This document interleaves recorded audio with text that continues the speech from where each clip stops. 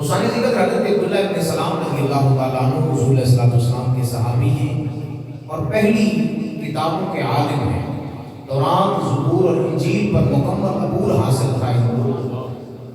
آپ فرماتے ہیں کہ میں اپنے کھیتوں کے اندر کام کر رہا تھا، اچانک مجھے کسی پیغام دینے والے نے پیغام دیا، کہا کہ عبداللہ تو یہاں بیٹھا کھیتوں میں کام کر رہا ہے، ادھر مدینے میں ایک نبی آیا ہے، مدینے میں ایک نبی آیا ہے صلی اللہ علیہ وآلہ وسلم اور اعلان نبوت کیا ہے، اور وہ ما کان و ما یکون، جو ہو چکا ہے، جو ہو رہا ہے، جو ہوگا، وہ سب کی فریش خبریں عطا فرما رہا ہے۔ عبداللہ تو پہلی کتابوں کو جانتا ہے، ذرا جانا بات چیت کر اور اپنے انداز سے ذرا فنی اعتبار سے اور علمی اعتبار سے کچھ پوچھ۔ حضرت عبداللہ ابن سلام رضی اللہ تعالیٰ عنہ فرماتے ہیں میں جب یہ بات ساری سنی تو میں نے کام وہیں چھوڑ دیا اور میں چل پڑا۔ فرماتے ہیں کہ میں جب پہنچا نا تو حضور جانے جانا بولیے صلی اللہ علیہ وآلہ وسلم، مصطفیٰ جان عالم صلی اللہ علیہ وآلہ وسلم اپنے صحابہ کرام رضوان اللہ تعالیٰ علیہ مجمعین کے گرد جو ہے وہ اس طرح بیٹھے ہیں جیسے چاند جو ہے وہ ستاروں میں چمک رہا۔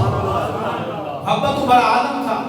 میں بارگاہ رسالت معاذ میں حاضر ہوا، لیکن جب میں حاضر ہوا نا تو میری زبان پہ کچھ کلمات آئے اور وہ کلمات اتنے کمال کے تھے کہ انہوں نے مجھے حضور کا ہمیشہ کے لیے کر دیا۔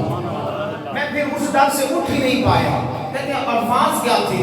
محدثین کرام نے حدیث کی کتابوں کے اندر لکھا ہے، فرماتے ہیں کہ رسول اللہ صلی اللہ علیہ وسلم کے لبہائے مبارک سے جو مبارک اور بابرکت کلمات میں نے سنے وہ یہ تھے، افش السلام وَأَطْعِمُ الطَّعَامَ وَالنَّاسُ نِعَامٌ تَدْخُلُ الْجَنَّةَ، اور میں لوگوں سلام عام کر دو، جب بھی کسی سے گزرا کرو کہو السلام علیکم ورحمۃ اللہ، ذرا سلام عام کرو۔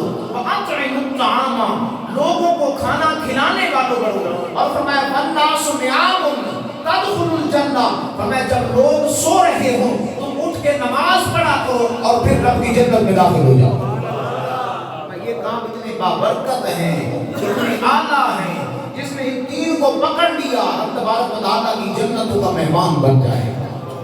سلام عام کر دو، لوگوں کو کھانا کھلانے والوں کو۔ حضور سیدی فیض عالم داتا کی بخش رحمۃ اللہ تعالیٰ نے آپ کے مقبولات عالیہ میں سے آپ فرماتے ہیں یار بیٹیا کھاتا تو ہر کوئی ہے، ہر کوئی کھاتا ہے، مزہ تو تب ہے نا کہ تو اپنے ساتھ دوسرے کو ملا کے کھا۔